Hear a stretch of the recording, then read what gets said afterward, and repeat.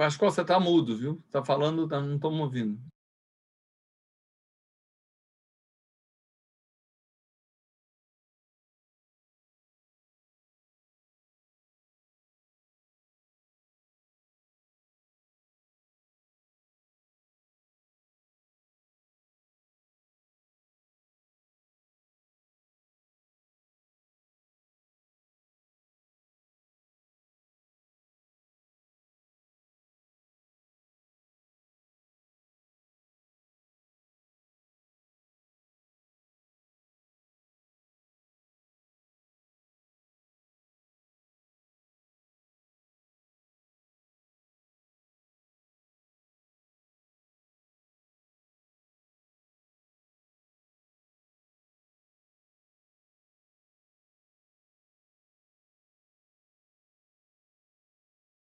Bom dia a todos.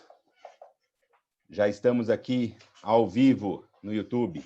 Meu nome é Pascoal Nadeu, eu sou um dos sócios da EDA e da Busca Legal. Quero agradecer a todos vocês aqui pela participação, as pessoas estão entrando aqui. A gente sabe que, como a agenda de todo mundo está complicada, além dos compromissos habituais, agora a gente tem as lives, etc. Mas a gente está muito feliz com esse nosso primeiro evento organizado pela EDA, mais de 450 inscritos, enfim. A gente sabe que nem todo mundo também vai conseguir se conectar agora, na hora, mas o vídeo vai estar gravado aqui no canal do YouTube. Como eu falei, esse é o primeiro evento da EDA. Ele está sendo realizado em parceria com a BSSP e com a Busca Legal, e a gente vai falar hoje sobre recuperação de créditos de PIS e COFINS e sobre reconhecimento de receita na pandemia. Eu quero agradecer muito aos debatedores de hoje aqui, o Álvaro Pereira, sócio da PwC, o Fábio Rodrigues, meu sócio na Busca Legal e sócio também na BSSP, e os meus queridos sócios na EDA, o Marcos Neder e a Karen Jureidini Dias. Eu espero que todos aproveitem e em breve a EDA vai promover outros eventos também. Fiquem de olho, nos acompanhem. Karen, bom dia, é com você. Bom dia a todos. Então, a ideia desse webinar surgiu num debate que nós estávamos fazendo aí por uma questão de discussão mesmo entre os profissionais. A gente tem uma situação muito extraordinária hoje, em tempos de pandemia que estamos vivendo, e onde as empresas buscam soluções que podem minimizar o problema de fluxo de caixa delas, mas não só o problema de fluxo de caixa, que isso, de alguma forma, a gente tem algumas medidas legais já de diferimento, tributação, e agora, recentemente, diferimento também das parcelas de parcelamento, o diferimento dos procedimentos de exclusão, etc. Mas quando chegar lá, a partir de agosto, setembro, outubro, o que é que elas fazem, né? Porque diferir é uma coisa, ter um montante a pagar no momento em que a receita é dificilmente aferida, toda aquela previsão que se tinha na contabilidade de fluxos de caixa, muito provavelmente não se realiza para a maior parte das empresas esse ano. Como é que elas saem vivas ao final do ano? Vivas e operantes e com o pleno emprego, que é o que se espera. Então, a gente pensou, em primeiro lugar, na questão do PIS e COFINS. Por quê? Porque as contribuições ao PIS e COFINS independem de qualquer resultado positivo que a empresa efetivamente tenha, uma carga fiscal alta, seja no cumulativo, seja no não cumulativo, uma carga fiscal significativa diretamente sobre aquela receita que ela terá. E aí, duas questões em relação a isso vêm. A primeira é a base daqui para frente dessas contribuições, que é o que eu vou passar para o Fábio daqui a pouco, ou seja, a base daqui para frente dessas contribuições, e aí pensando num primeiro momento na situação dos creditamentos dos insumos, que vai afetar diretamente o montante a pagar, e num segundo momento do ICMS e alguns do ISS, apesar de não ter decisão nem muita expectativa sobre decisão a esse respeito, na base de cálculo de PIS e COFINS. Se precisa ou não de ação para daqui para frente, se precisa ou não de ação para o passado e para essa recuperação daqui para frente.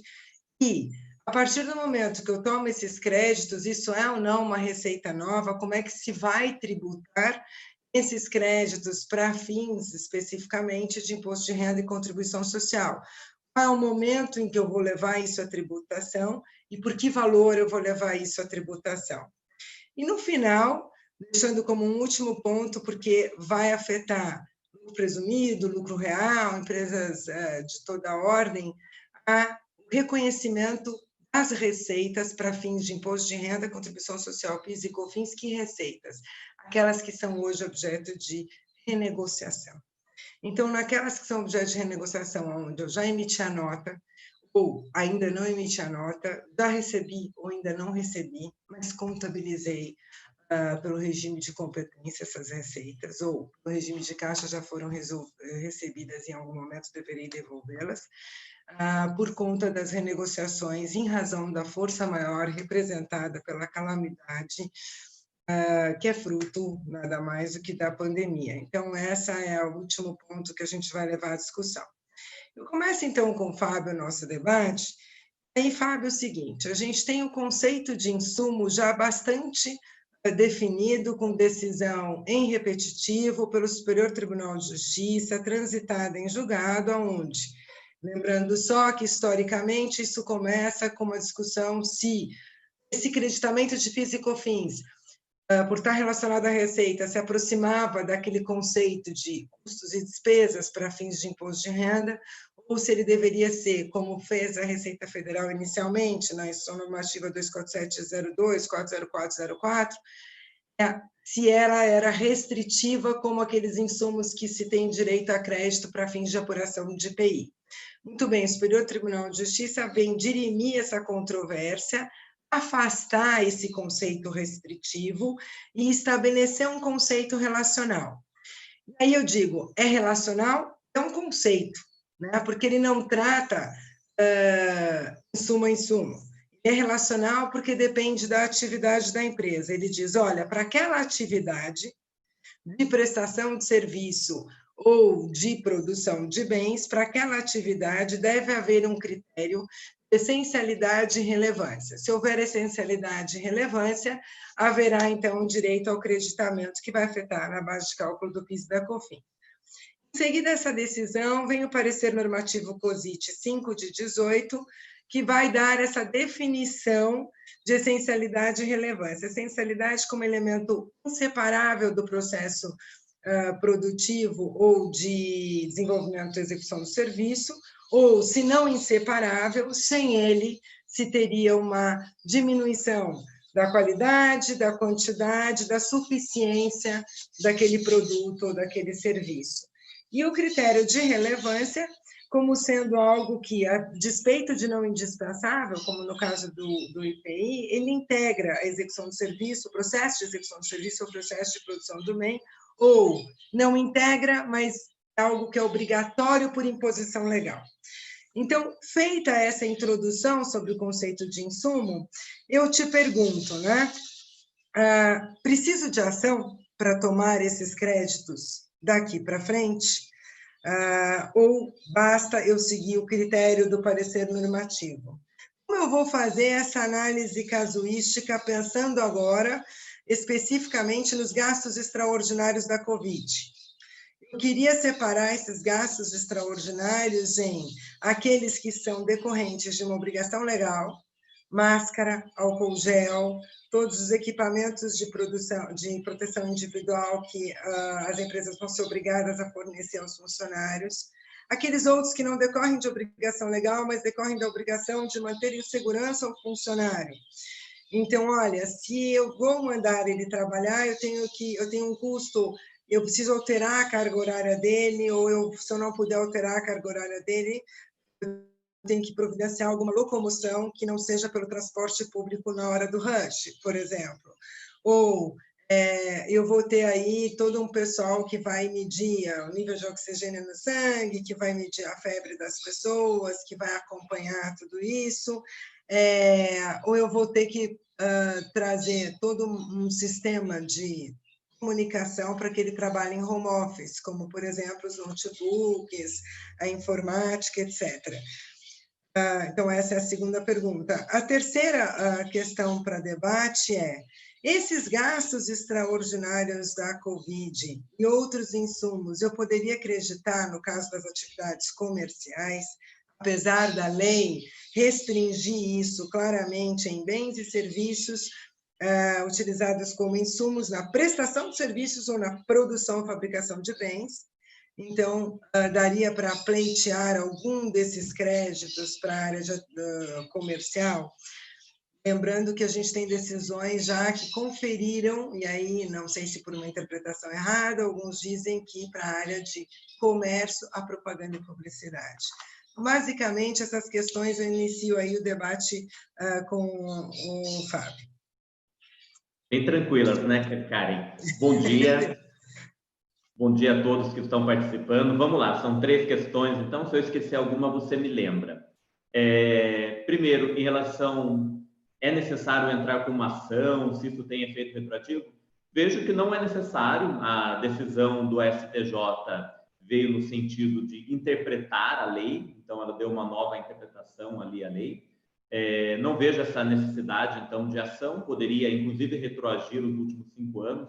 Até por isso, eu vejo uma grande oportunidade para esse momento delicado da economia, para as empresas poderem retroagir, né, e trazer essas possibilidades de crédito, uma vez que eu não diria que a decisão do STJ foi tão bem definida, eu acho que ela dá margem ainda a alguns questionamentos, mas, de qualquer forma, fica bem claro que é melhor que o entendimento da Receita Federal.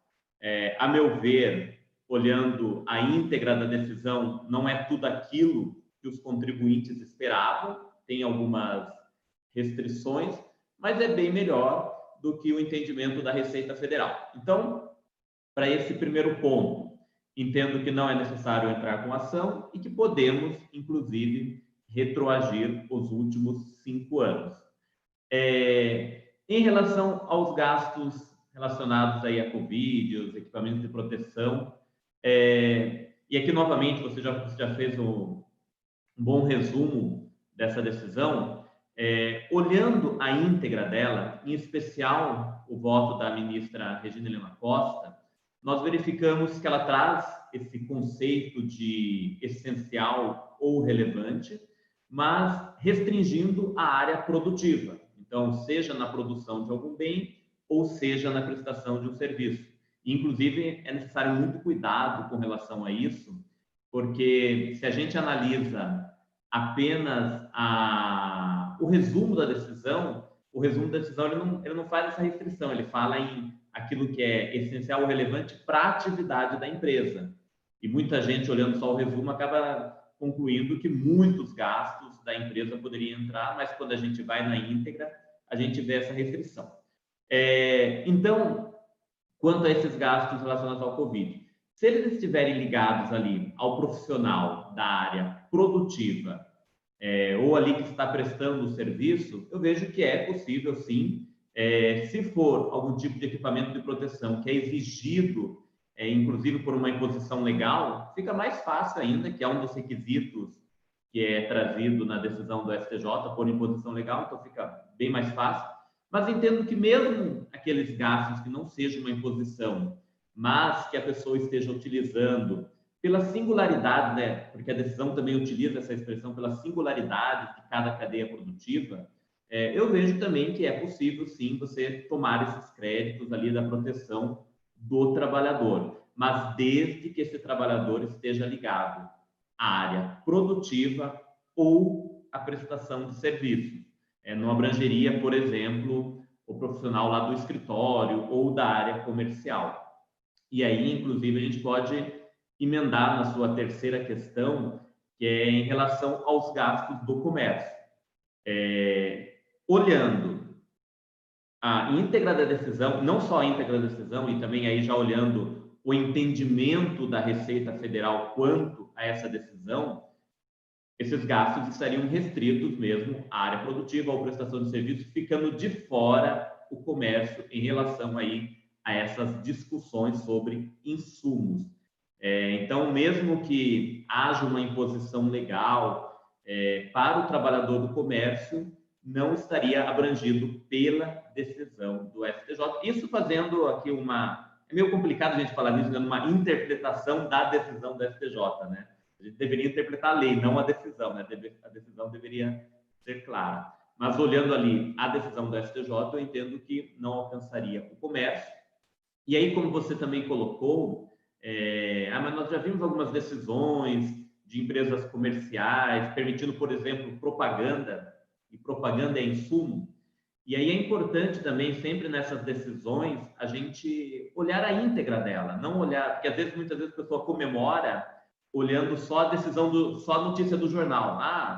Por exemplo, tivemos um caso de uma empresa comercial que pôde tomar crédito sobre propaganda. Mas quando a gente vai olhar a íntegra da decisão, você verifica que não é tão simples assim. Aquela empresa comercial, ela também tinha uma área de serviços, ela prestava serviço de propaganda, fazia aquela publicidade compartilhada com os fornecedores dela. Então, ela recebia esses valores dos fornecedores, tributava, inclusive, e aí, quando ela contratava propaganda, ela tomava crédito. E, a meu ver, até usando a expressão que você colocou, do critério relacional, naquele caso, a propaganda tinha uma relação com a prestação de um serviço, porque aquela empresa comercial prestava um serviço também. Então, a gente tem que tomar muito cuidado, você construir bem, se você quer defender algo como insumo, você conseguir fazer essa construção no sentido de que aquilo é usado ou na produção de um bem ou na prestação de um serviço. Agora, se não estiver nisso, ficar só na área comercial, aí eu vejo um risco. Claro, né, a gente está num momento que a gente acaba sendo obrigado a ser mais ousado, mas para esses casos que você quer ser mais ousado, acho que já seria oportuno entrar com uma ação judicial. Você está sem som, Karen. Karen, você está no mudo, Karen. Ou uma ação judicial, ou você se arriscar efetivamente a tomar isso. Vai ter uma diferença de tributo aí não recolhido, que vai ficar sujeito a um auto de infração. Não vai ser especificamente uma compensação, porque isso vai considerar na operação doravante, e aí vai seguir no processo administrativo com suspensão de exigibilidade, se quiser discutir.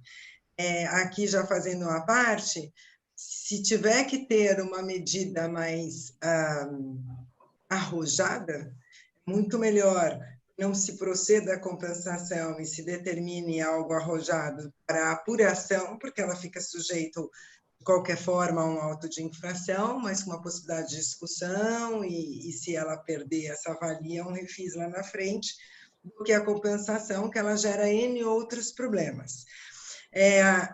Eu também entendo que para comércio a situação é difícil, porque a lei é clara, se a lei é inconstitucional ou não, é uma outra discussão, e aí a inconstitucionalidade demanda efetivamente uma ação, porque a Constituição permite que você trate de forma diferente por setor de atividade entre ser ou não cumulativo, mas no momento que você tem uma não cumulatividade, é uma longa discussão se você pode ou não restringir os créditos do comércio até um pouco.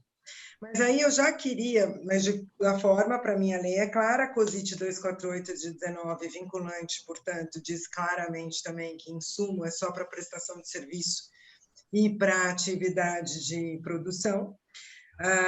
Por isso, se tem tanta essa questão de planejamento para se criar, por exemplo, a administradora de marcas, porque daí a publicidade, que é um conceito extremamente relacional e na maior parte das vezes negado em termos de creditamento de insumo, ele, se considerado um mercado altamente competitivo, como teve algumas decisões do CARF, passa a ter relevância a propaganda e publicidade a administração daquela marca, se eu tiver por finalidade a franquia daquela marca, por exemplo, né?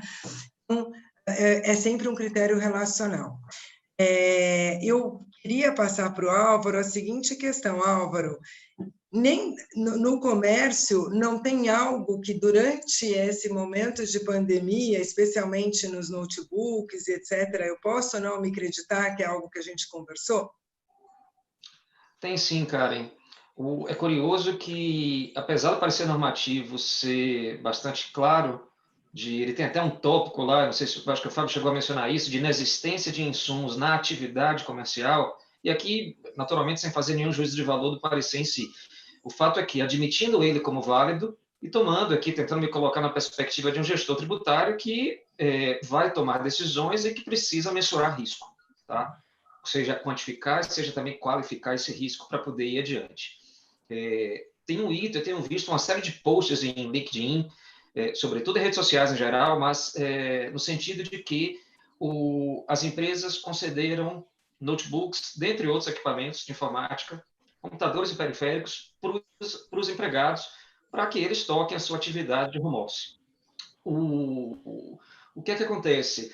Caso essas empresas tenham, a gente fala muito, né, adquirido, mas na verdade não é adquirido, tenham contratado esses notebooks sob a forma de aluguel, aí a gente entra num outro inciso, a gente está completamente fora da discussão de insumo.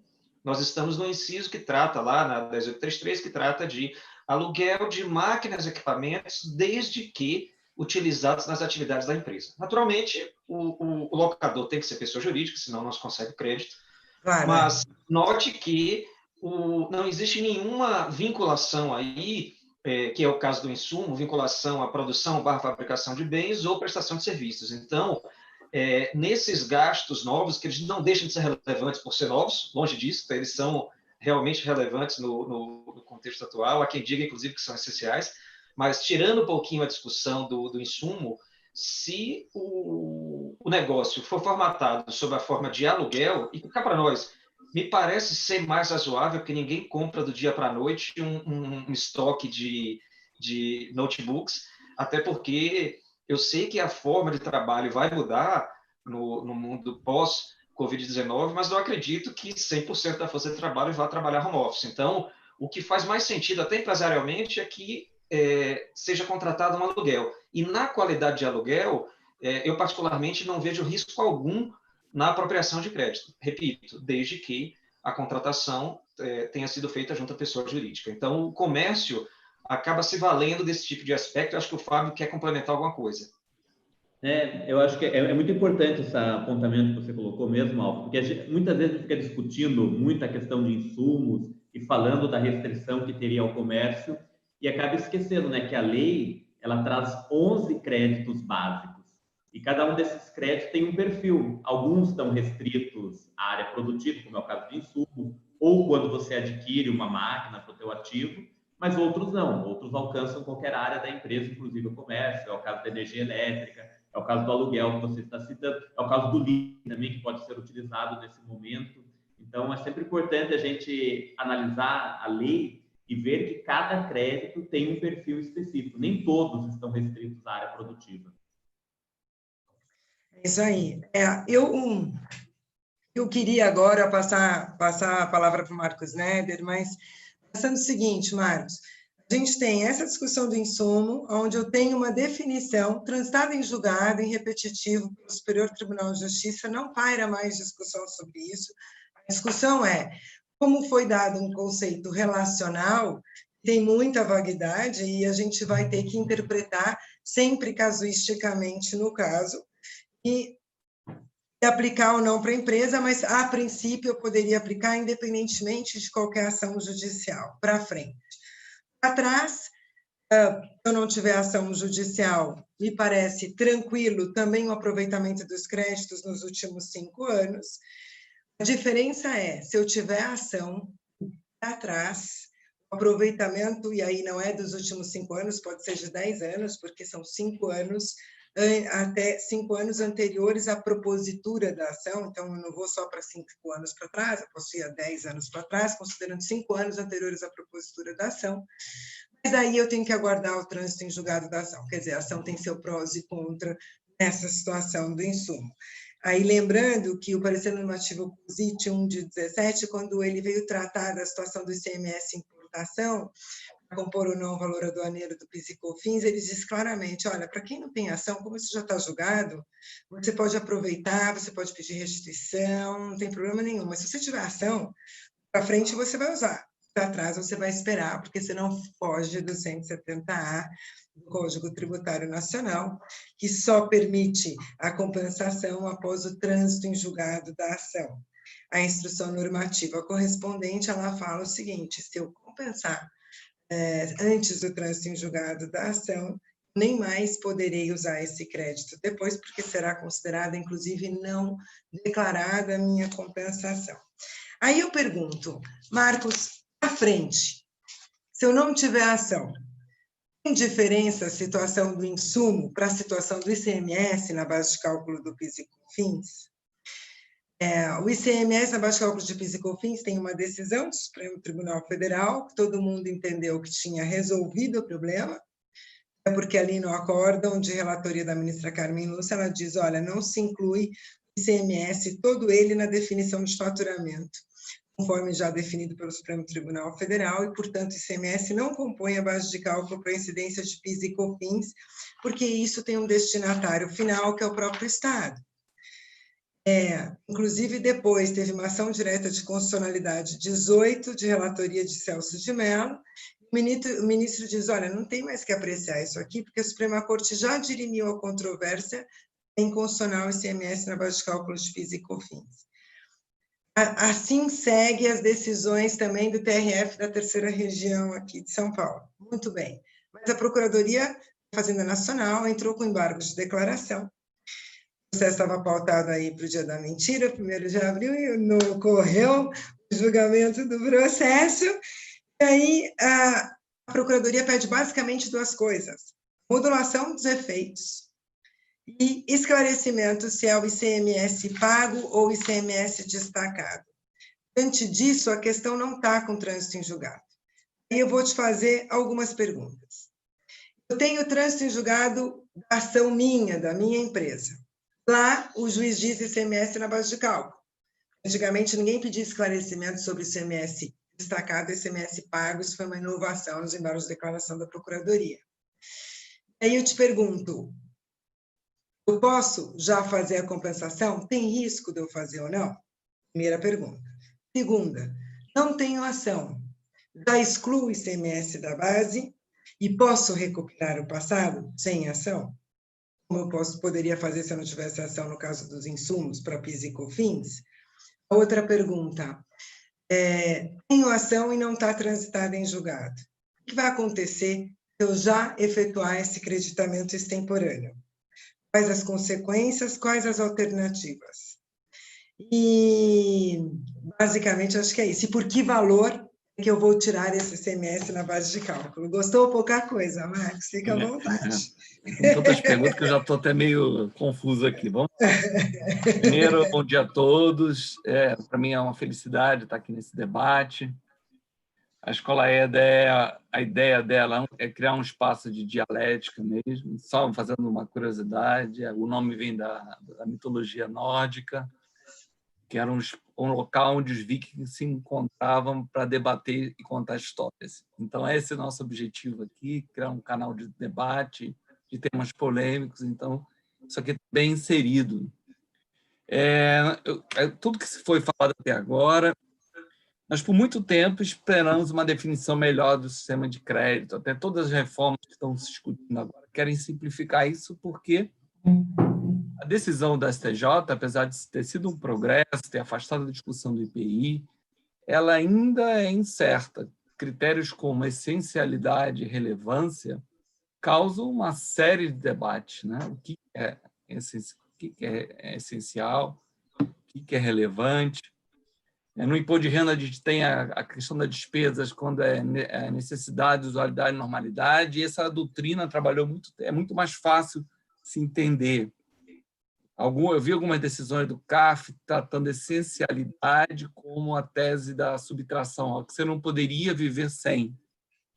Mas não é bem esse conceito, né?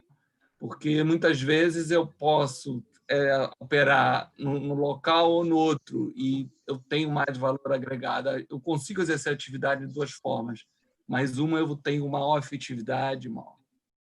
Então, nós temos um núcleo desse conceito mais ou menos definido, mas uma penumbra que dificulta a interpretação. Isso leva, apesar de tantos anos esperando a decisão do STJ, a ficar discutindo caso a caso. A Receita tende a levar um pouco para a questão dos custos de produção, mas a gente vê decisões aqui a colar, como o Fábio citou, de publicidade, a questão do acordo do CAF, do Visa, sobre marketing, mostrando que os gastos gerais também estão sendo abrangidos quando entendidos essenciais e relevantes. Então, nós estamos num cenário ainda de incerteza. Então, aqui cabe analisar um pouco do conteúdo prático disso. É claro que essa é uma interpretação. O contribuinte tem duas opções: ou ele se acredita e fica aguardando que a Receita homologar ou não a compensação dele, ou ele, se estiver diante de uma posição bem clara da Receita contrária, ele pode pensar em uma ação judicial. Quais são os riscos dele? Sempre se temeu muito duas coisas quando eu me acredito diretamente. Primeiro, a multa de 50%, que ela eventualmente pode ser majorada para 75% ou 150%, casos de falsidade. E também eu posso minha compensação ser considerada não declarada, e aí eu tenho problemas de definitividade, não poder mais discutir e ser imediatamente cobrado. Aqui eu vou fazer uma análise rápida dos riscos disso. Nós sempre tememos muito a questão da multa isolada, porque ela pode ser aplicada se o seu crédito não for homologado. Mas agora essa questão está em pauta no Supremo. Já começou-se o julgamento e o próprio relator disse que essa multa era inconstitucional. Ele alega que, olha, eu quero direito de petição, eu estou pedindo um crédito, porque a compensação tem dentro dela um pedido de restituição, um encontro de contas, não poderia gerar uma punição. O ministro Gilmar acompanhou, ministro Celso de Mello e Luiz Fux acompanharam. Então, tem 4 votos favoráveis, a questão está indo muito claramente no sentido. Foi pedido destaque e vai continuar o julgamento já na sessão presencial. Mas, aparentemente, essa multa está caminhando para ser considerada inconstitucional. Ela, na verdade, foi criada lá atrás, em 2009. Na verdade, a Karen está rindo, nessa época. Eu me lembro desse debate da criação dela, porque antes dela, e agora vai voltar a ser assim depois dela, a pessoa entrava com a compensação, tinha extinção do crédito tributário sob resolução, ficava aguardando a homologação e já tinha efeitos diretos. Então, ele poderia conseguir uma certidão negativa. Amanhã, quando fosse homologado, às vezes demorava anos, ele teria o crédito não homologado, afloraria o débito declarado e ele é cobrado apenas com multa de mora. Então, era uma vantagem e o fisco se moveu para criar essa penalidade. Com a extinção dessa penalidade, com a sua declaração inconstitucional, nós vamos voltar à situação que era antes. Então, essa opção, esse grande perigo da compensação de crédito, ele perdeu um pouco a força. Mas ainda existe a possibilidade de você ter a compensação considerada não declarada. Lembrando que o que está em discussão no Supremo é o artigo 74 da 9.430, nos parágrafos 15º e 17º. A questão da compensação não declarada e das multas possíveis de 75, 150 em caso de falsidade, está na Lei 10.833. Então, apesar dessa decisão do Supremo, possivelmente ainda vamos ter discussão. Então, esse é o primeiro caminho. O segundo seria ingressar com a ação judicial, e muitas vezes era evitado só em casos de clara negativa da Receita, com medo da compensação não declarada. Por quê? Uma vez que você entrasse em juízo, você teria que esperar o trânsito em julgado, por força do artigo 170 do CTN. Mas isso era uma questão pacificada no CAF, inclusive nos tribunais, mas o direito foi dinâmico, foi se alterando. Vieram os recursos repetitivos e os reconhecimentos, os artigos do CPC, né, o 311, que fala em tutela de evidência, que você, em caso de uma jurisprudência que seja favorável ao seu caso. O 489 tem um parágrafo específico para o primeiro e o inciso 6, que fala que você tem que cumprir as decisões judiciais, e isso aparentemente criou um conflito de normas. Uma vedação à espera do trânsito em julgado e legislações posteriores dizendo: olha, vocês têm que cumprir a decisão quando ela for vinculante, súmulas ou recursos repetitivos, com efeito de repercussão geral. Então, como se resolver? E a partir daí, surgiram uma série de decisões, inclusive do CARF, não permitindo que você efetivasse a compensação mesmo antes do trânsito em julgado. Então, surgiu essa discussão nova, que parece ter evoluído no sentido de modernizar essa discussão e poder ser, mesmo no caso eu ter entrado no juízo, o aproveitamento do crédito. Eu acho que seriam essas as primeiras questões. Depois eu vou começar... Deixa eu só colocar uma questão aqui, né? Eu tenho muito receio de afrontar o 170A sem uma decisão judicial, porque, apesar de toda essa questão que você colocou que é importante, olha, o Supremo está declarando inconstitucional, segue na sinalização de uma declaração de constitucionalidade na multa isolada, mas isso não é a mesma multa isolada da compensação não declarada, apesar de que o racional é o mesmo, deveria seguir a mesma coisa. Mas a IN é muito clara em dizer, olha, o débito que já foi objeto de compensação considerada não declarada, ou que foi objeto de não homologação, esse crédito não pode mais ser usado. Eu vi muita gente usar, antes do trânsito em julgado, aquelas verbas indenizatórias de INSS e depois nunca mais poder usar e ainda dar fraude. Então, me parece que a gente teria, para essa questão, eu vi dois tipos de soluções sendo praticadas. Uma delas é um pedido no bojo da própria ação para que o juiz afaste o 170A, no caso do insumo, porque já tem um parecer normativo da própria Receita Federal do Brasil, e, portanto, ele tem aquele direito creditório, e aqui se soma a um momento de pandemia, onde o fluxo de caixa da empresa é para a preservação do pleno emprego e função social da empresa, e aí matérias de cunho constitucional e efetivamente de uma importância maior, né? Mas isso está sendo bastante restritivo no caso do ICMS na base de cálculo de PIS e COFINS, porque a Fazenda fortemente chega lá e fala, olha, para insumo ainda tudo bem, mas para o ICMS na base de cálculo eu estou pedindo a modulação de efeitos, então pode ser que ele não tenha direito a nada. E aí eu vi contribuintes que entraram com mandatos de segurança em paralelo à discussão dele, e aí dizendo, olha, eu tenho ação judicial, mas nesse momento de pandemia eu preciso de fluxos de caixa, então aquela ação está preservando talvez 10 anos, como eu disse, 5 anos anteriores à propositura da ação. E esse mandato de segurança não pode fazer isso, ele vai falar, olha, os últimos 5 anos eu quero tirar os termos da COSIT 13 de 2018, porque ali já tem um reconhecimento da Receita sobre... ser indiscutível que ao menos o ICMS pago eu poderia tirar da base, então eu tiro esse da base.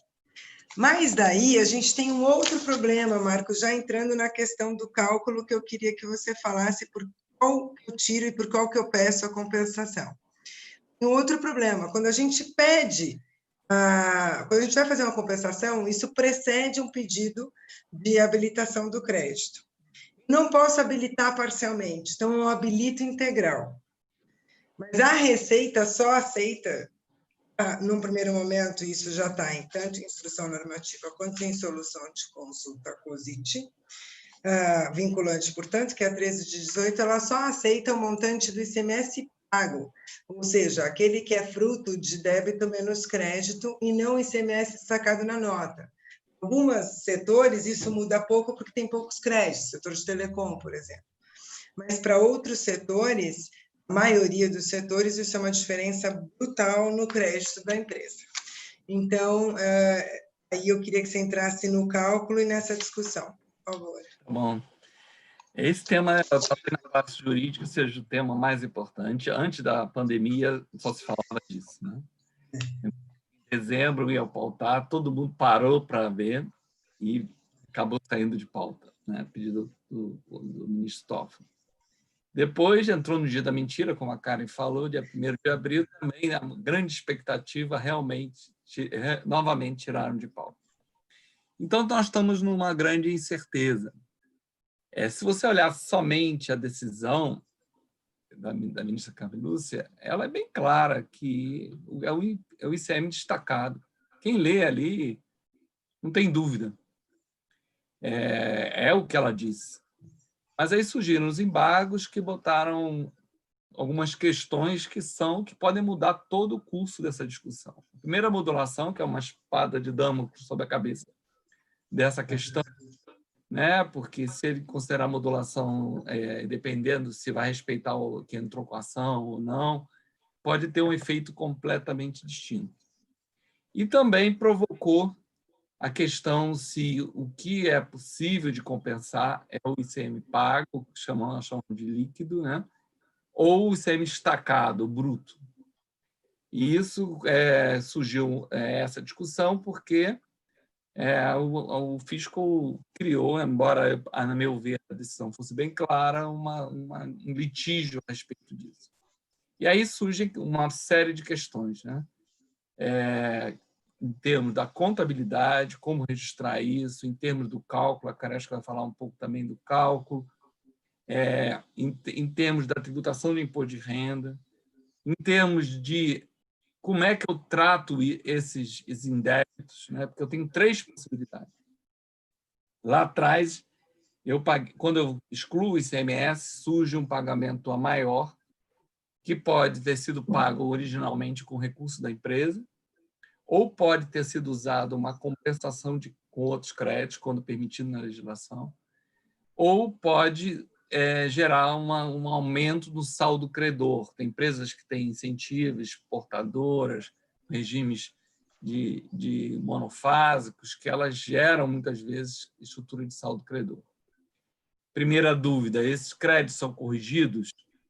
Os que decorrem de pagamento indevido, claramente, o que permite a compensação com outros tributos, aí tem que olhar originalmente se ele compensava com outros créditos e era passível de atualização.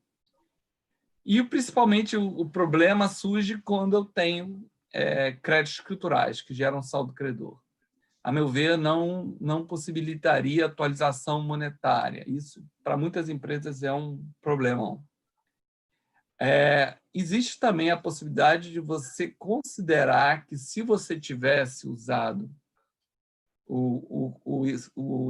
tivesse excluído a tempo o ICMS, você provavelmente teria usado o crédito em outros débitos. Então, você foi impedido de realizar a compensação. E aí tem uma jurisprudência pacificada na STJ que leva você para os créditos temporâneos, quando eu tenho alguma vedação. E aqui efetivamente tinha, né? Porque existia a lei, que depois foi afastada por inconstitucionalidade. E aí você teria atualização monetária. Essa é a primeira discussão de como você efetiva isso. Depois surge a questão de como eu aproveito isso na escrita, né? Será que eu tenho que tenho que reconhecer na minha escrita fiscal, depois o Álvaro pode comentar um pouco, no momento da habilitação, e muitas vezes na habilitação eu considero o todo, o ICMS destacado, o bruto. Eu tenho que considerar, porque senão não vou mais poder pedir. Isso, tem problema de prescrição. A habilitação é meramente informação. Isso aqui ao longo do tempo, houve uma distorção com o conceito de habilitação. Se você olhar na lei, não tem base legal a habilitação. Ela, na verdade, fala o débito compensado extingue o crédito tributário sob condição. Não tem resolutória de ulterior homologação. Ele não fala em habilitação. Mas o fisco, como tem muita gente inventando a ação, criou esse procedimento, que é meramente informativo. Eu acho que você botar o bruto ali não te vincula a isso. E muitas empresas, de forma conservadora, como a Receita aceita o líquido, foram registrados nas suas contabilidades o valor do líquido.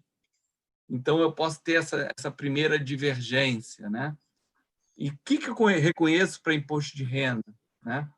Será que eu tenho que tributar? Porque há uma declaratória da Receita que determina que você deve reconhecer no trânsito julgado para fins de registro do imposto de renda. Tem uma corrente que diz que é na habilitação. Depois a gente pode aprofundar esse debate. E eu, particularmente, estudei bem essa questão e eu acho que há uma incerteza, essa renda não está realizada ainda. Muita gente fala em trânsito julgado, mas está sujeita a embargos, pode alterar totalmente a decisão. Então, na medida que eu efetivo em cada compensação, o direito passa a ser líquido certo e aí eu teria o reconhecimento. Existem posições para todos os lados. Tem decisão da STJ nesse sentido, CAF. Então, se criou todo um debate nesse sentido, de qual o momento, porque muitas vezes você pode reconhecer pelo bruto em um determinado momento, depois ter a situação se modificar com embargos, você ter uma tributação maior gerada no imposto de renda. Então, eu acho que seria um panorama para responder as tuas perguntas, Karen. Eu acho que eu... Não, eu vou pedir... contribuir um pouco. Eu vou pedir para o Álvaro contribuir mesmo, até porque na visão de auditoria. Porque o que acontece? Eu tenho 3 questões relacionadas ao cálculo desse crédito. A primeira questão relacionada ao cálculo desse crédito é solução de consulta COSIT, vinculante, portanto, diz 13 de 18 é o ICMS pago e você faz uma proporcionalização, porque não é todo o ICMS pago. O ICMS pago sujeito a uma proporcionalização daquilo que tem a saída com incidência de PIS e COFINS, porque eu posso ter adquirido algo com ICMS sem a incidência de PIS e COFINS. Muito bem. Então, ela dá um critério de proporcionalização. Seguindo esse critério, eu estaria, teoricamente, de acordo com a Receita. Não. Porque daí eu olho a IN 1911, ela diz... É o ICMS pago, segundo o critério de proporcionalização, mas ela altera um pouco o critério de proporcionalização da solução de consulta, porque ela inclui na sistemática dela as saídas para exportação. Então, proporcionalmente, diminui o crédito do ICMS pago, porque eu aumento o denominador com os valores relativos à saída para exportação. Essa é a primeira divergência com a própria solução de consulta COSIT. Isso sem falar que deveria ser o ICMS destacado, que a Fazenda diz, essa é a grande alegação dela nos embargos, a Fazenda diz, olha,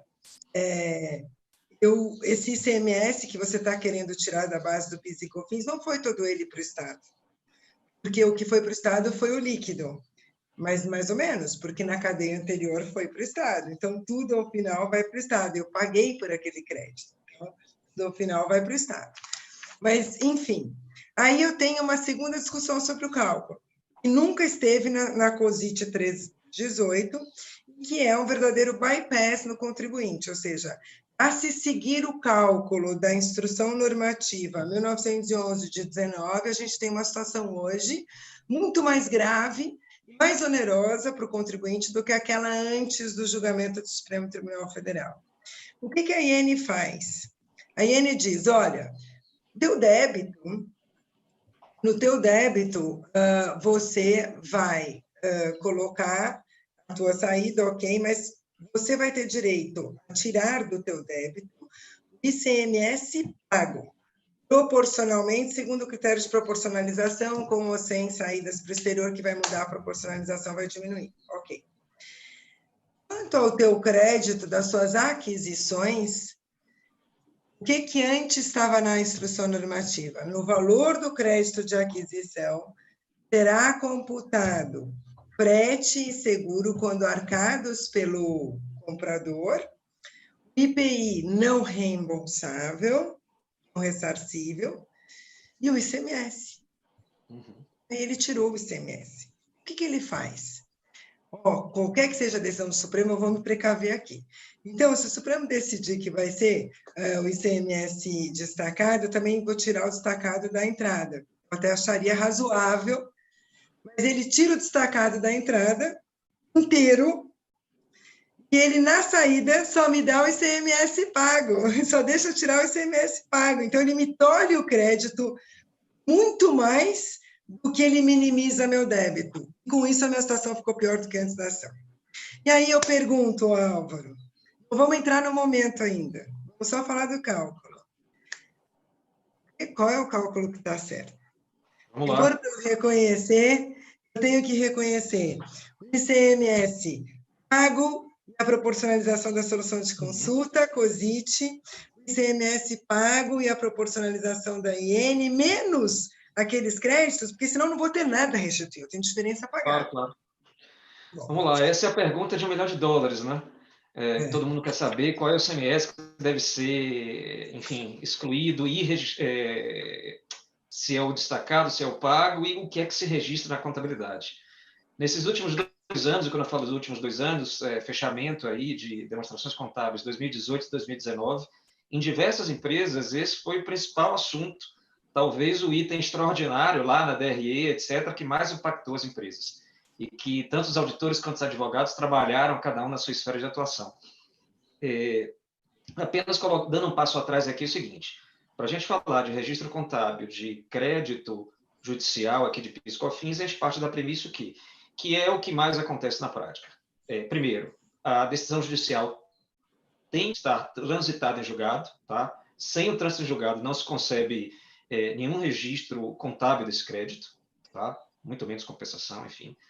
E também, esse foi um caso bastante comum, as decisões que foram, enfim, que transitaram em julgado nos últimos 2 anos, elas não entraram no detalhe, foram, na verdade, ações antigas. Todo mundo ingressou lá no passado, ninguém nem apostava muito nessa ação, e as pessoas ingressaram lá no passado, antes de 2017, de março de 2017, e a decisão ela não especificou se é o ICMS destacado ou se é o ICMS pago. Antes da solução de consulta 13, a gente via um caminho um pouco mais claro, no sentido de que as empresas estavam tendo uma interpretação mais otimista, assim como o Néder comentou que a leitura lá dos votos, ele dá a entender de fato, dá o caminho das pedras de que o destacado seria sim um racional seria o elemento a ser excluído para calcular o débito de PIS e COFINS. Isso antes da solução de consulta 13 era bastante usado. Geralmente as empresas, a administração, sobretudo a área jurídica, tomava o entendimento, adotava a posição fiscal de que realmente deveria ser o ICMS destacado. Isso estava suportado por parecer de assessores jurídicos e esse valor era registrado na contabilidade, porque a gente preenche todos os requisitos.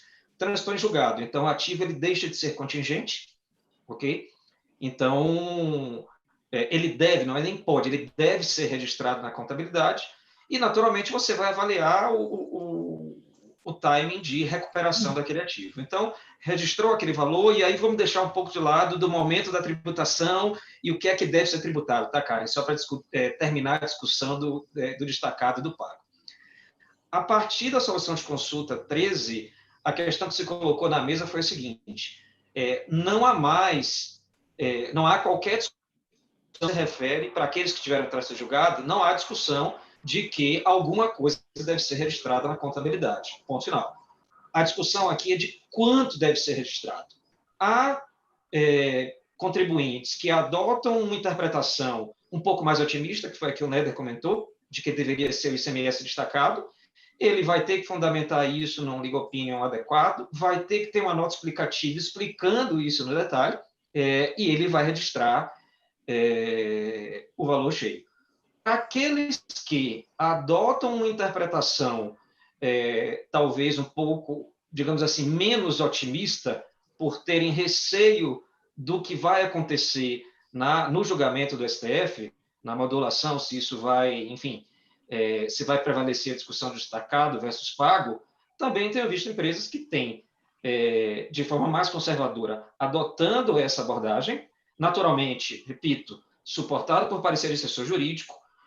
O único senão dessa abordagem é que, uma vez escolhido esse caminho, é importante destacar que, e essa é uma questão um pouco mais focada sobre a perspectiva contábil, a possibilidade de, no ano seguinte, você mudar o critério era bem difícil, porque, pelo menos, mudar o critério à sua conveniência. Tá? Um único gatilho que poderia fazer com que o contribuinte fizesse o complemento, né, do cálculo que seria do ICMS pago para o ICMS destacado, seria um gatilho, por exemplo, de uma decisão do STF lá que julgasse os embargos. Então, a gente vê as duas questões aqui na mesa. Álvaro, eu entendo que eu não posso mudar o meu critério sem ter um gatilho para mudar o critério, mas veja bem, se for definido pelo Supremo, que é o ICMS destacado, ninguém vai me negar esse direito, eu vou ter que reconhecer isso, eu vou fazer a compensação, a contrapartida do lançamento na contabilidade vai ser uma receita. Não importa se você vai me dar o direito de contabilizar com gatilho, sem gatilho, eu vou ter que contabilizar. Não, uma coisa é certa, tá? Uma vez escolhido esse caminho, a questão toda não dá para ficar mudando os critérios, pelo menos porque o ativo ele não é mais contingente. O que se define ali é a mensuração do ativo. A mensuração do ativo está com base no critério líquido ou com base no critério do ICMS destacado. Uma vez trilhado o caminho do líquido, mudar para o destacado, deveria existir um gatilho. Eu vi qual é esse gatilho. O gatilho é o julgamento dos embargos lá do STF. E também... Sim. Até ouvindo aqui, até a gente já vinha discutindo isso antes, inclusive é uma pergunta que sempre me fazem.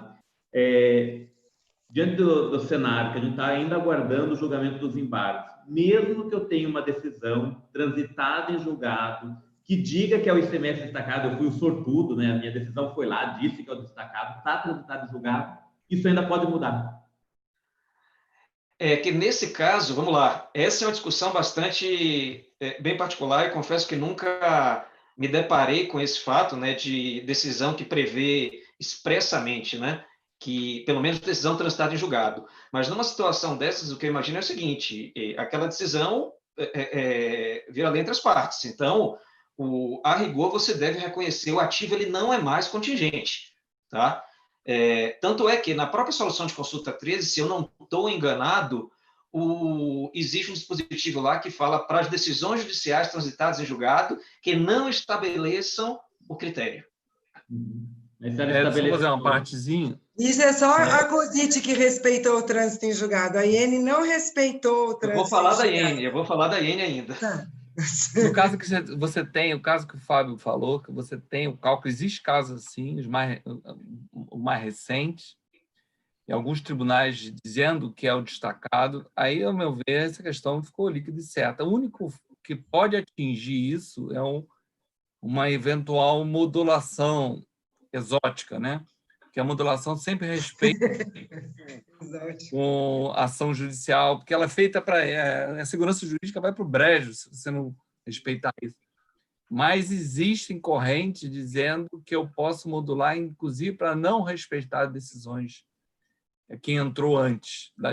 E aí, na minha visão, é a única possibilidade de uma decisão, como você citou, ser atingida por uma situação nova, entendeu? Ela, em geral, ela transitou, ela pode ter rescisória. É a única possibilidade das hipóteses de rescisória, né? Esse detalhe da rescisória ele é importante porque algumas empresas têm uma dúvida, eu não tenho esse ativo, ele não é certo, porque ele eventualmente pode ocorrer uma ação rescisória. Ok, mas sobre a ótica contábil, o ativo ele deve sim ser registrado, a ação rescisória é um evento futuro e incerto. Tá? Então é importante pontuar esse tipo de coisa. Cara, queria falar algo. Eu queria falar uma coisa antes de você continuar, Álvaro.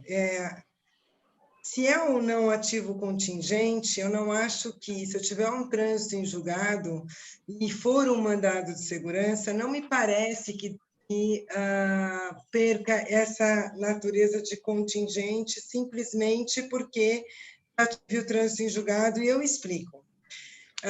Inclusive, a própria Receita foi e voltou no entendimento em relação a isso.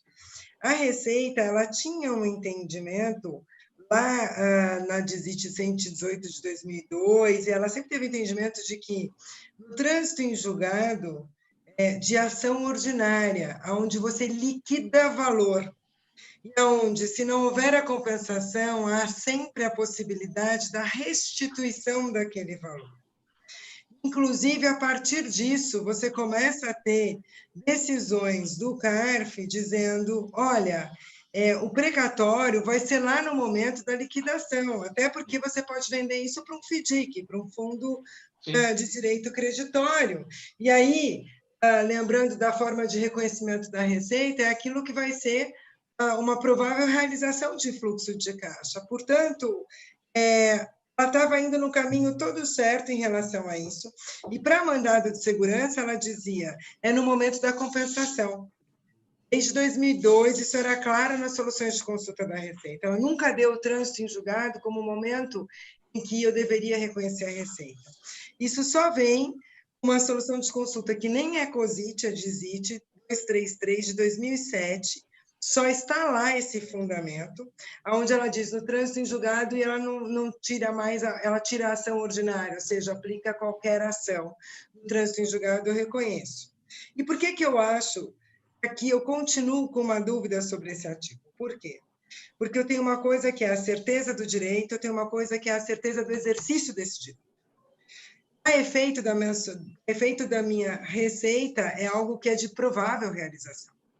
Então, a certeza do direito, eu até tenho, no trânsito em julgado. Se eu eliminar a incerteza do pedido de modulação de efeito, eu vou ter a certeza do direito do ICMS pago, a dúvida do direito do ICMS, a diferença entre o pago e o destacado, se eu eliminar o problema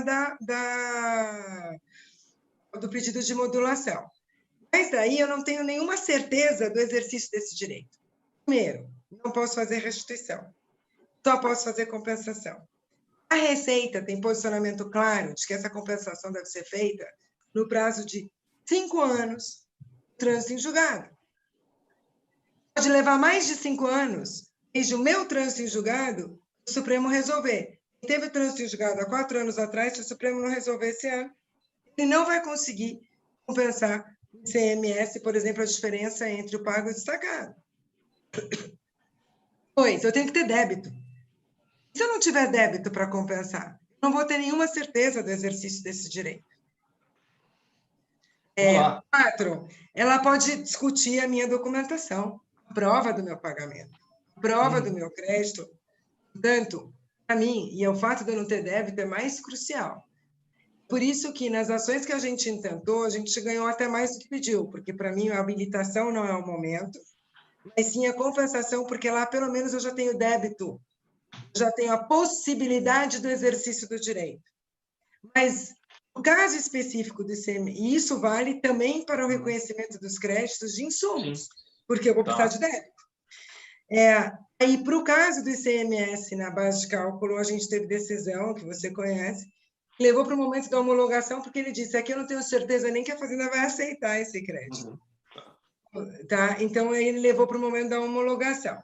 Então, isso para efeito de reconhecimento. Até porque, se eu não cuidar dessa questão do momento, como é que fica o precatório? Se eu pegar o meu crédito, liquidar por meio de FDIC, vender para FDIC para fazer fluxos de caixa agora, que ajuste que eu vou fazer nessa receita depois? Então, eu queria que você tratasse dessa questão do ativo contingente, em razão de eu ter eventual certeza do direito, mas eu não tenho certeza no exercício do direito. Se você fala que eu tenho que reconhecer isso no balanço, não tenho previsão para a exclusão do lucro real. Vou ter que entrar com o Pascoal quer fazer uma observação. Pode fazer, Pascoal. Não, só antes aqui do Álvaro começar, só para dizer, a gente completou aqui 1 hora, tem bastante gente aqui na live, agradeço a todos aí que estão participando, tem algumas perguntas também, só queria dizer que dentro do possível aqui, a gente tem mais meia hora de transmissão, dentro do possível aqui a gente vai responder algumas delas, tá? Então podem continuar a perguntar e a gente vai fazer o possível para colocar em discussão. Porque daqui uns 5 minutos a gente tem que entrar no tema do reconhecimento da receita na renegociação, mas e aí vai sobrar talvez uns 5, 10 minutos para responder as perguntas. Mas eu entrei nessa discussão porque a gente já está entrando no momento do reconhecimento, por conta da certeza do exercício, e aí o valor. E aí eu já trago também, para pedir para Marcos, Fábio, Álvaro já tratar de receitar ou não para fins de tributação de RCE a Selic. Ok. Porque a Selic foi e voltou o entendimento, hoje a gente tem um entendimento do STJ em repetitivo, dizendo que tem que tributar a Selic. O TRF da quarta região disse que não, porque eu falei, como é que está não observando um repetitivo? Teoricamente, porque eu tenho uma matéria em repercussão geral, se a recomposição do patrimônio é remuneração, essa é toda a discussão aí. Vamos lá. Karen, sobre a questão do ativo contingente, acho que a gente vai divergir. O que acontece é o seguinte... comum isso, está comum. Né? O que é que acontece? A contabilidade ela acaba tendo uma linguagem própria. E é importante também deixar claro que, do ponto de vista pragmático, muita gente ingressa com mandato de segurança e não com ação ordinária por conta da sucumbência. Tá? Então, é importante pontuar esse tipo de coisa. Por que mesmo num contexto de um mandato de segurança que você não tem nenhuma... Você só discute direito, que você não está discutindo o valor efetivamente, por que alguma coisa tem que ser registrada quando você tem um trânsito julgado desse mandato de segurança? Para começar, já existe um valor mínimo a ser registrado, que é a parcela em controvérsia, que é a solução de consulta 13. Existe a discussão da IN 1911, mas assim, a IN 1911 ela ficou tão... a análise que eu faço daquilo é que ela tem um efeito até muito mais prospectivo do que retrospectivo. Tá? E que ainda assim ela tem algumas incongruências, sobretudo de não apropriar o crédito do ICMS, quer dizer, na saída, como você bem pontuou, você não considera todo o ICMS pago, e na entrada você não apropria. Então, eu acredito que haja algumas questões que devem ser discutidas na IN 1911, mas tomando como parâmetro a solução de consulta, antes de passar para o Fábio, tomando como parâmetro a solução de consulta, pelo menos esse valor é considerado parcela em controvérsia, por quê? Porque a empresa já tem condições de mensurar aquele ativo e, a critério dela, ela pode ingressar com um pedido de habilitação somente com o trânsito julgado desse mandato de segurança. Fala, Fábio.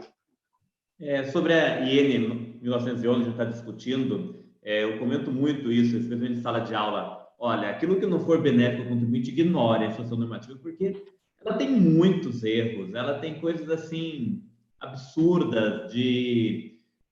Ela menciona produto na ST que há anos saiu da ST. Então, a meu ver, essa IN está realmente cheia de equívocos e me surpreende até o fato da Receita até agora não ter republicado isso, porque eu acho que não dá nem para retificar. Ela teria que ser republicada de tantos erros que essa IN de 1911 tem. E, ok, de fato, esse é o motivo, inclusive, Fábio, foi bom você ter feito esses comentários, porque esse é o motivo pelo qual, na hora da gente analisar o tema, a gente sempre coloca em paralelo o critério pelo ICMS destacado e o critério líquido, a gente fala líquido, mas na verdade é o COSIT 3, tá? Essas são as referências para fins de mensuração do ativo que deixou de ser contingente. E, infelizmente, cara, inclusive no contexto do mandato de segurança, por quê? Porque a empresa ela já tem como monetizar aquilo, quer dizer, já está na esfera de atuação da empresa, ela consegue mensurar e ela consegue apresentar o pedido de habilitação. E a habilitação, como a gente fala, na prática, a gente fala, habilitei pelo bruto, habilitei pelo líquido, na prática, quando você vai preencher aquele formulário de habilitação, ele não entra nesse mérito, ele pede para você colocar a cópia de inteiro teor do processo, qualifica o contribuinte e insere o valor. Óbvio que nenhum contribuinte vai fazer enfim, ele vai fazer um trabalho adequado e anexar uma série de planilhas, dando evidências, inclusive, de que o critério é o bruto. Mas há no próprio formulário, há um dispositivo dizendo que aquilo ali não implica em reconhecimento do direito creditório, tampouco homologação da compensação. Tá? Por isso que o ativo continua contingente. Não, ele não é contingente na medida em que a empresa fez a sua melhor estimativa. Tá? E aí você ela vai não quantificou o valor, você não quantificou, você não tem trânsito em julgado sobre valor nenhum, você não tem segurança da existência desse valor, nem do exercício desse direito, e no caso do ICMS na base de cálculo, você está ignorando. A Receita está pedindo a modulação de efeito, por mais exótica que seja uma eventual decisão que aceite a modulação de efeito, eu tenho que dar alguma credibilidade ao pedido da Procuradoria. Para não pedir se a gente for por essa linha, que eu vou ignorar. Se a gente trilhar por essa linha, a gente vai acabar num cenário em que a empresa não vai conseguir registrar esse crédito, porque se o assessor jurídico coloca tanta incerteza nesse montante, certamente o auditor vai chegar, a própria administração e o auditor vai chegar à conclusão de que, olha, se o especialista legal tem tanta incerteza, ou pelo menos levantou tanta incerteza nesse assunto, significa dizer que esse ativo não é bom. Então, é uma discussão que, de fato, é uma linha muito tênue entre aquilo que é efetivamente um ativo e do momento da tributação, tá? No início, o discurso era muito nessa linha de que existe uma série de incertezas, só que esse entendimento leva a uma conclusão de que, de fato, existe uma incerteza no ativo, a empresa não vai poder registrar todo o valor. Todas as discussões que eu tive em ação judicial, não tive nenhuma negada. Em todas elas, tanto o TRF daqui, do Rio, etc., no final das contas, o racional é muito pela questão processual. Qual é o efeito da ação ordinária? Qual é o efeito do mandado de segurança? O efeito do mandado de segurança não traz qualquer liquidez, e da ação ordinária traz. É por isso que certa estava a Receita nas soluções de consulta anteriores. Ou seja, ainda que contabilmente você entenda que deva registrar, ainda que não exista uma previsão para exclusão da base do lucro, efeitos de cálculo do imposto de renda, me parece absolutamente razoável que se entenda que, dada a não segurança no exercício desse direito, na possibilidade de exercício desse direito, eu ainda não tenho configurado a situação de tributação como se renda fosse. Eu tenho minimamente uma condição suspensiva. Qual é essa condição suspensiva? Porque, veja, ainda que contabilmente você entenda isso tributável, para fins de imposto de renda, eu tenho claramente uma condição suspensiva, que vai levar para frente o momento dessa tributação. Eu não sei se a gente teria esse link entre a contabilidade e a tributação para efeito de observar a condição suspensiva. Mas por que a condição suspensiva? Porque eu ainda tenho, primeiro, eu tenho que surgir débito, objeto de compensação, e eu tenho análise da Receita Federal. Tá, vamos lá. Essa é uma questão interessante, porque, de fato, aqui a gente está vendo que o jurídico ele não confere com o contábil, na medida em que o ativo deixa de ser contingente, porque transitou em julgado e a administração reconheceu aquilo, a melhor estimativa, né? Ela mensurou o ativo da forma mais adequada, suportada por um parecer de um assessor jurídico e também focada numa avaliação do auditor, a saída que existe para esse tipo de coisa, para avaliar o timing da tributação, porque uma vez registrado na contabilidade, como lucro, aquilo vai compor o lucro, e o lucro é ponto de partida para cálculo do imposto de renda, e você não tem previsão legal para excluir, ou a empresa ingressa com ação judicial para poder ter digamos, postergar o fato para o momento lá seja da habilitação, seja da compensação, já tem até decisão nesse sentido, né?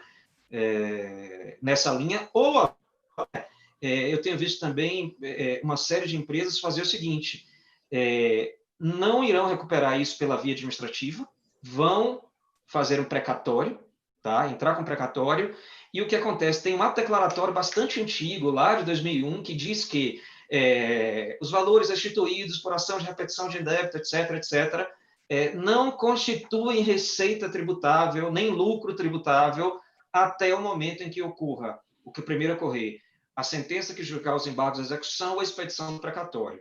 Então, as saídas naturalmente têm sido essas. Quem prefere ir para o precatório vai ter um impacto nefasto no caixa, porque não vai conseguir monetizar aquilo de imediato, isso demora, mas, por outro lado, atende a um critério que você tem um impacto positivo no teu resultado, e também no teu em contrapartida de ativo, mas você não tem um desembolso de caixa de imposto de renda. A outra situação é que, caso o contribuinte não queira ir nessa questão do precatório, ele vai ter que entrar com ação para poder afastar esse tipo de, pelo menos, postergar o fato gerador. E uma outra pergunta que você fez também, até para a gente poder migrar para outro tema, Karen, é a questão da Selic. É um tema, inclusive, que está em repercussão geral. Há uma discussão, e é uma discussão, enfim, quase kafkiana, de que o valor referente à Selic, e que ele é muito expressivo. Note que agora a Selic é 3%, mas no passado a gente teve um período de Selic de 14%, 15%. Então, imagina uma empresa que ingressou com ação em 2007, tem créditos desde 2002. Tá? Eu já tive até uma situação curiosa que o cliente ingressou com ação em 2004, quer dizer, retroagiu 10 anos. Então, a Selic é um componente extremamente expressivo. Isso, há uma discussão bastante interessante no sentido de que a Selic ela tem um componente de correção monetária e isso representa a recomposição do crédito no tempo, ou seja, ela não é uma receita nova, por isso não seria renda, não seria receita, e também não seria renda porque ele tem um caráter de indenização. Eu diria que é uma situação, ela está no meio de campo, que é aquele que não vai para o precatório, mas também, por algum motivo, não quer ingressar com uma ação judicial para discutir, ou pelo menos para postergar o fato gerador disso. É isso. Eu vou ter que passar para o último ponto, pessoal, porque a gente tem menos de 15 minutos para tratar o último ponto, e o Pascoal está me pedindo aqui para responder as questões, então a gente tem que passar para o último ponto. Imagina o seguinte, eu tenho receita reconhecida, nota fiscal pode ter sido emitida ou não emitida ainda, mas por regime de competência eu reconheci a receita. Por conta da pandemia, evento extraordinário, ensejou força maior, é uma força maior, é um fato que se torna necessário por um evento que eu não poderia prever que ocorreria. Não tinha nenhuma previsibilidade de ocorrência, ocorre, isso me obriga a renegociar. Renegociar o prazo, porque tem muita gente que não vai conseguir entregar, né? Eu mesmo, tem encomenda que eu fiz aqui para casa, obviamente, como não é trabalho essencial, eu vou receber daqui a 1 ano. E aí, olha, cara, então o preço vai ser outro, como eu estou com o seu dinheiro na frente, eu vou te entregar 2 móveis ao invés de 1, ou o valor vai ser X, então mudou tudo. Tá? Vou te devolver uma parte, enfim. Muda por força maior, renegocia-se os contratos. Vou querer ouvir de todos vocês, mas vai ter que ser muito breve. Mas veja só, como é que eu posso imaginar tributar pelo PIS e COFINS essa receita? É inimaginável. Eu já estou sem caixa, já tenho um problema absurdo de manter a minha empresa viva, vou ter que tributar algo que naquele momento, sabidamente, eu não terei, e nunca terei. Isto poderia tratar como desconto incondicional? Desconto incondicional não é tributável. Lembrando que desconto incondicional é evento que não pode depender de evento posterior à emissão de nota fiscal. Então, estaria numa situação onde eu ainda não emiti a nota. Se eu emitir a nota, como desconto incondicional não poderá ser. Isto é uma situação de venda inadimplida, porque venda inadimplida, eu tenho todo um critério para tratar como perda. Critério esse que está lá na 9.430, no artigo 10, e que vai mudar. Vai ter que passar tempo, dependendo do valor, dependendo se tem ou não garantia, vai ter que passar tempo, ou vai ter que ter uma cobrança administrativa, ou vai ter que chegar às vias de uma cobrança judicial. Ora, não vou fazer cobrança nenhuma. Não tenho mais um crédito em favor do meu cliente. Muito pelo contrário, está tudo renegociado. Porque a perda, eu equilibro a perda no imposto sobre a renda, se houver esses critérios, mas se eles não vão haver, nem para imposto sobre a renda, eu vou conseguir tratar essa perda para fins de cálculo do imposto de renda e da contribuição social. Com esse descasamento de fluxo de caixa, mas nem isso.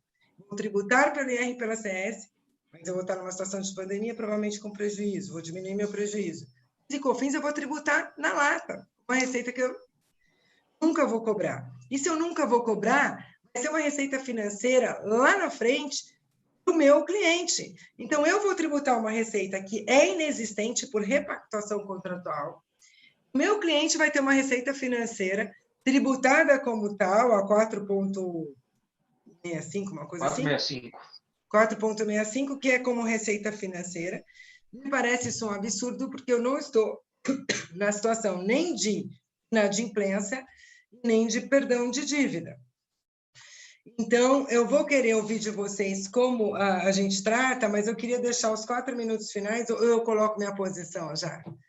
Pode colocar logo. Eu vou colocar minha posição, Álvaro, aí como você discorda de tudo, você discorda contabilmente e concorda nas razões jurídicas, tá bom? Então, tá bom. Vai com cuidado na discordância. Tá certo.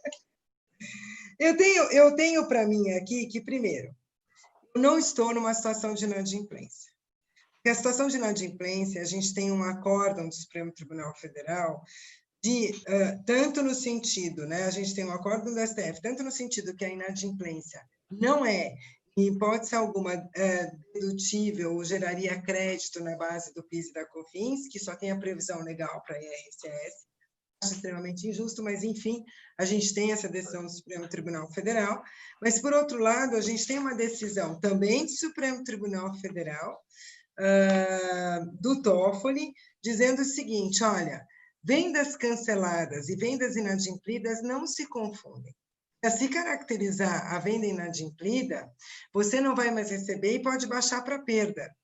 Mas há, sem dúvida nenhuma, um crédito para o vendedor oponível ao comprador.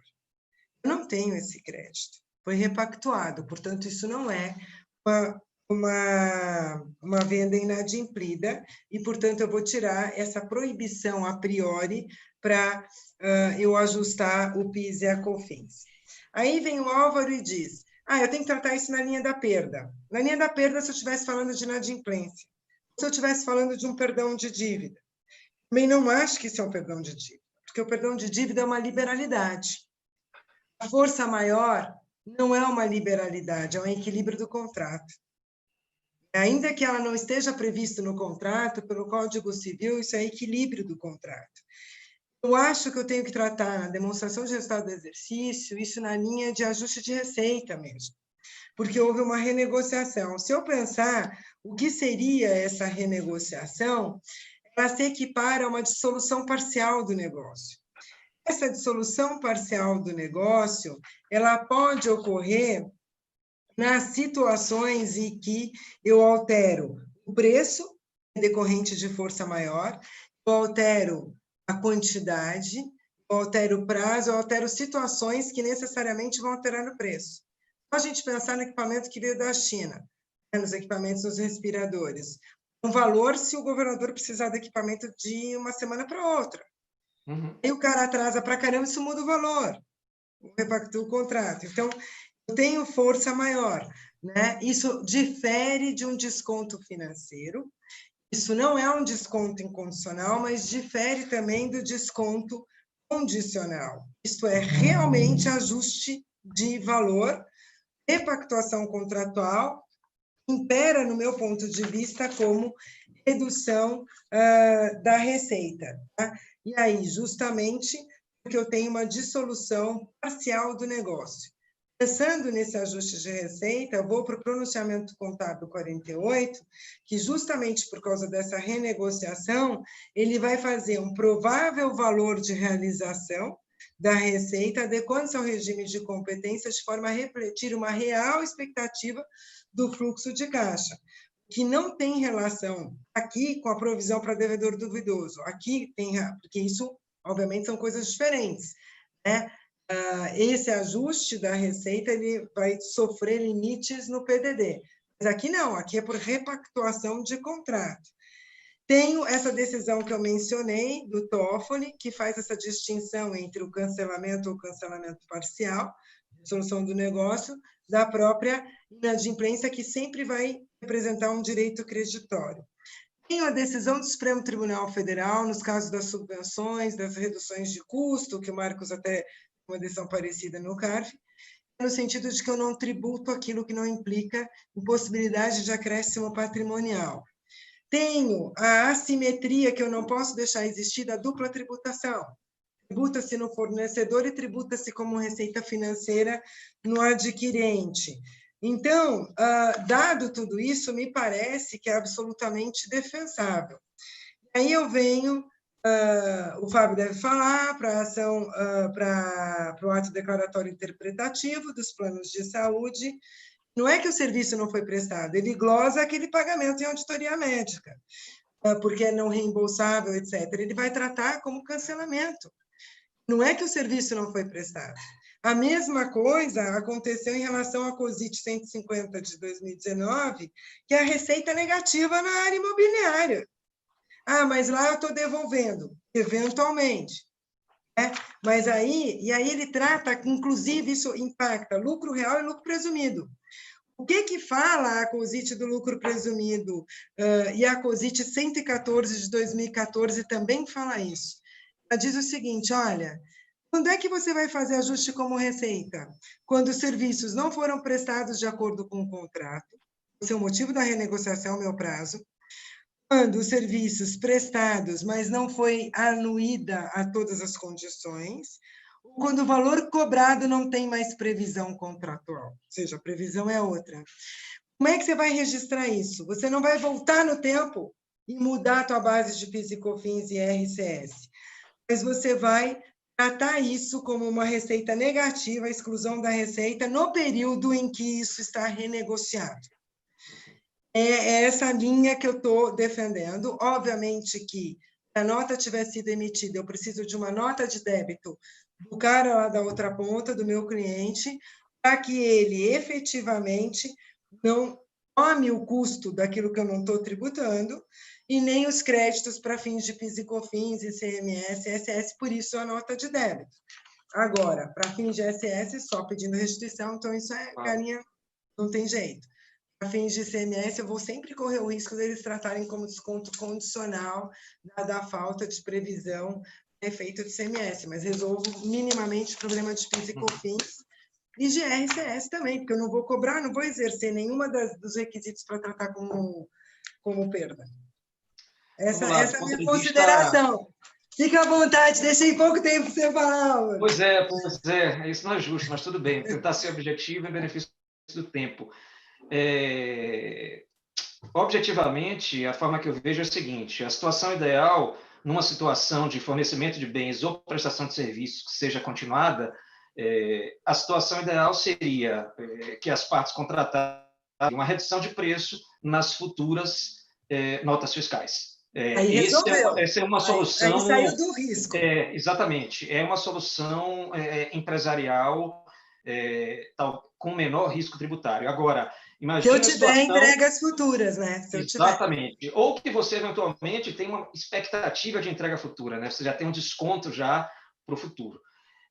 Na próxima aquisição, aí, seja de um bem ou serviço. Na próxima venda de bem ou serviço. Agora, na situação em que aquela venda ela foi pontual, onde a nota fiscal já foi emitida, porque se não foi emitida, também existe a possibilidade de, quando da emissão da nota, dar um desconto condicional e a gente veste lá na Instrução Normativa 51, de 78, que esse desconto na nota é desconto condicional e aí eu acredito que, independentemente de classificação contábil, você consegue excluir para PIS e COFINS, até porque o fato gerador é receita independentemente da classificação contábil. Então, nesse caso, também tem que valer, né? Não é só para a tributação. Talvez você consiga explorar isso um pouco mais sobre a ótica jurídica. Agora, para aquele que já emitiu a nota e não tem como ter uma entrega futura, essa é uma situação um pouco ingrata, porque a relação comercial ou de prestação de serviços já foi extinta e aqui o que você tem é uma relação financeira de débito e crédito. Então, claro que a questão da Covid está trazendo uma novidade que a gente nunca, naturalmente, não é à toa que é novidade, é uma situação que a gente nunca enfrentou, em que a gente está diante de uma renegociação de preço ou está diante de uma monetização de um recebível. Se o contrato ele for, de certa forma, se a negociação ela for em cima da negociação de um recebível, invariavelmente, o impacto disso, eu pelo menos tendo a acreditar que isso daí não dá para excluir na base de PIS da COFINS, porque eu estou monetizando o recebível. Agora, mas eu excluo o IR da CS sem passar pelos requisitos de perda, pelo menos isso. Ok. E agora existe também outro cenário em que você pode tentar contornar a situação como se fosse uma renegociação de preço, que eu acho que é isso que o Néder quer falar, né? Ele levantou o dedo aqui. Não, nós estamos 2 minutos, eu vou ser bem rápido. A tese da Karen, como sempre, muito criativa e brilhante. E faz sentido em termos de equidade total. Eu tenho um pouco de resistência a alguns pontos. Ela trata como se fosse um cancelamento de venda, mas isso tem cancelamento de venda, lembrando que a exclusão da receita, ele tem base legal. E aqui, provavelmente, o fisco vai se agarrar em 2 artigos do CTN 118, que diz constituída a situação não importa seus efeitos, e o 123, que são as convenções particulares, não podem afetar a tributação. Parece que o fato gerador com a venda se concretizou e, posteriormente, houve um fato de força maior e eu fiz uma inovação no meu contrato. Isso não é caso de eu poder reduzir numa analogia a cancelamento de venda. Então, essas 2 barreiras têm que ser trabalhadas para uma tese, talvez precise de base legal, que nem um cancelamento. Você vai trabalhar isso numa discussão dentro dos princípios constitucionais. Eu só para nós temos 1 minuto aí. dar minha contribuição, concordo com a Karen, acho que dá para considerar aí como uma venda cancelada parcial, até ela já citou a questão dos planos de saúde, que nós temos algo parecido com isso, e até é uma interpretação da própria Receita Federal. Entendo que não é uma decisão apenas entre as partes, é algo que essa repactuação é algo além do interesse das partes, então eu vejo que daria para tratar dessa forma. E, inclusive, a questão do descasamento com contabilidade, seja porque a própria lei coloca que não está sujeito ali à questão contábil, e até mesmo decisões do próprio Supremo também descasando a questão da receita da contabilidade com a receita tributária. Eu iria por essa linha também, considerando como uma venda cancelada, até porque aí teria previsão legal de exclusão. Quer entrar nas perguntas? Dá tempo, Pascoal? Não. Então, isso que eu ia sugerir é o seguinte, a gente completou agora 1h30, enfim, o tema é bastante polêmico aí, acho que a gente poderia ficar aqui mais pelo menos 1 hora discutindo, mas não vai ser possível. Então, eu queria, Karen, que você pudesse selecionar 1 ou 2 perguntas para responder aqui, acho que mais 5 minutos a gente estende e depois a gente encerra. Eu vou passar as perguntas aqui, bem rápido, e aí vocês levantam a mão, ver quem quer responder o quê. Tem uma que foi feita diretamente para o Fábio, dizendo por que eu não vou apropriar o crédito dos colaboradores da área comercial e administrativa de uma indústria, dos equipamentos de EPI, de proteção individual, se isso é uma imposição legal, é uma obrigação, então máscara e álcool gel eu deveria não fazer seleção entre o pessoal da administração, da área administrativa ou não. Essa foi para o Fábio. Já vou na seguinte. É possível? Vocês acham que vai ter essa modulação de efeitos? Marcos, fica com vocês. É possível? Vocês acham que vai ter essa modulação de efeitos? E se ele mudar os efeitos a partir de 2018, ele vai alcançar as ações que têm o trânsito em julgado, aquela história da questão continuada, né? Aí eu tenho algumas questões aqui, se ela pode aplicar a modulação de efeitos, vai muito nessa linha. Aí tem uma pergunta da Luciana Mendes também, que é como é que está a jurisprudência referente à aplicação do prazo de 5 anos para aproveitamento dos créditos? É a partir da habilitação do crédito ou é a partir do trânsito em julgado? E esse prazo de 5 anos é para eu iniciar ou para eu concluir a compensação? Essa pergunta é bem importante para deixar todo mundo na mesma fita. Eu acho que é mais ou menos essas que a gente consegue fazer. Tem uma última que eu vou deixar para o Álvaro, da pessoal da empresa de contabilidade aqui.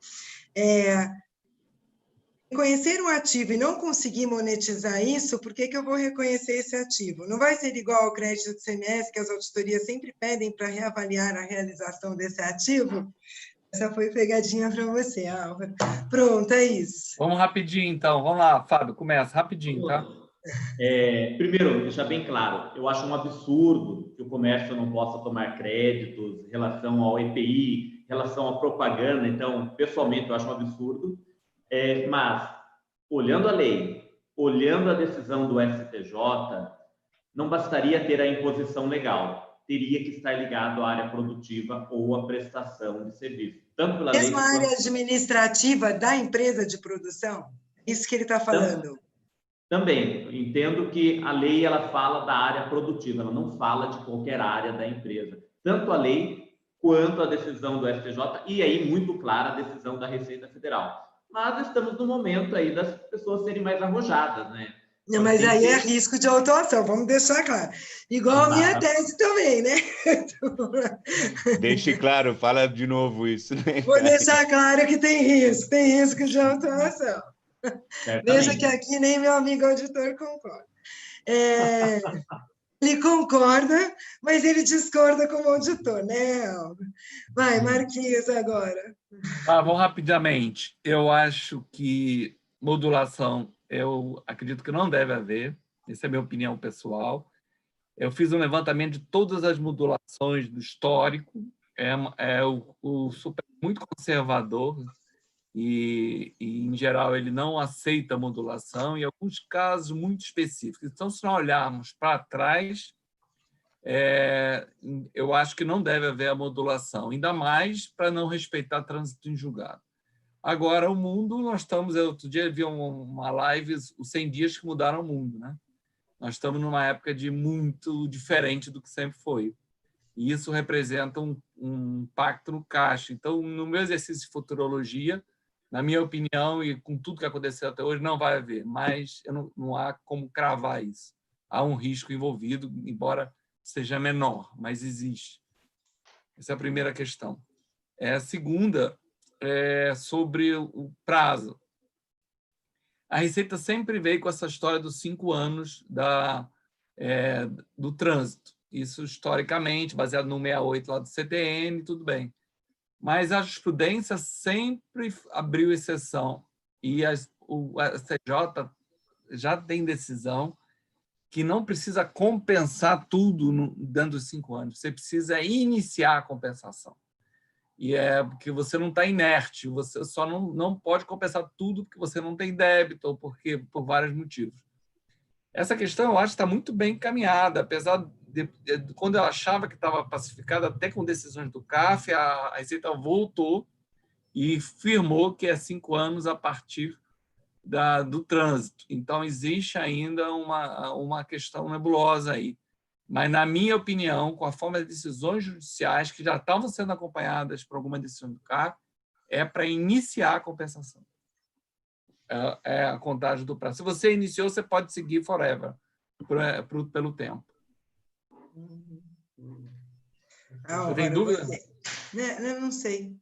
Álvaro, você. Vamos lá, a questão da recuperabilidade do ativo. Esse é um aspecto que vale para qualquer item do ativo, não apenas para um crédito judicial que teve um trânsito julgado. Se houve um trânsito julgado, o ativo deixou de ser contingente, logo deve ser registrado, porém a recuperabilidade tem que ser estudada. Então, ele não é um assunto particular desse crédito de PIS e COFINS, ele deve ser avaliado para todo e qualquer ativo. Se, ao longo do tempo, for comprovado que, numa situação, por exemplo, de precatório, você vai buscar esse crédito via precatório. Naturalmente, há um indício de que a monetização desse crédito vai ser um pouco mais demorada. Então, também há de haver um julgamento no que se refere ao valor que deve ser reconhecido. Senão vai cair naquela questão, justamente, dos créditos acumulados de ICMS, sobretudo das empresas exportadoras. E mais um comentário aqui, que alguém falou também da Selic. Importante deixar claro que não é que a Selic deve ser excluída, é que existe um entendimento de que, em ação de repetição de débito tributário, que a Selic ele tem um componente de correção monetária e que o caráter aqui é de indenização. É um tema que não há uma, por assim dizer, uniformidade nos tribunais, mas é um tema que está em repercussão geral, sim. Então, se valendo desse tipo de prerrogativa, algumas empresas têm ingressado com ação judicial para poder fazer valer esse direito. Lembrando que o posicionamento da STJ é contrário, né, em repetitivo, determinando a tributação da Selic. Hoje, né, hoje a gente tem esse posicionamento contrário do STJ, mas a matéria tem repercussão no STF. Pessoal, a gente vai ter que encerrar, né, Pascoal? Eu só queria falar, vamos ver se nos próximos 15 ou 20 dias a gente consegue liberar aí uma live de transação, que é algo que a gente estava pensando em fazer aqui. Se a gente conseguir nos próximos 15 ou 20 dias, a gente trata do assunto também. E Perfeito. despedindo aí todo mundo, obrigada a todos. Karen, Tchau, obrigado. Eu Obrigado. vou fazer aqui um agradecimento antes da gente encerrar. Bom, enfim, bastante gente assistindo, o Roberto Domingues, a Tânia Gurgel, o Gabriel e o Vitor Hugo Castanho, o Cláudio Cleto, enfim, bastante gente. Infelizmente, a gente não conseguiu responder a todas as perguntas, mas como a Karen disse, a Eda logo vai lançar aqui uma nova live, enfim, os assuntos são de interesse aí interminável e eu quero que vocês continuem seguindo a Eda para acompanhar a nossa próxima live aqui com o compromisso da Karen, essa de transação. Obrigado, Fábio, obrigado, Marcos, obrigado, Álvaro, obrigado, Karen, obrigado, BSSP, Busca Legal, enfim, vamos em frente aí. Tchau, muito obrigado, pessoal. Tchau. Obrigada. Tchau, tchau. Tchau.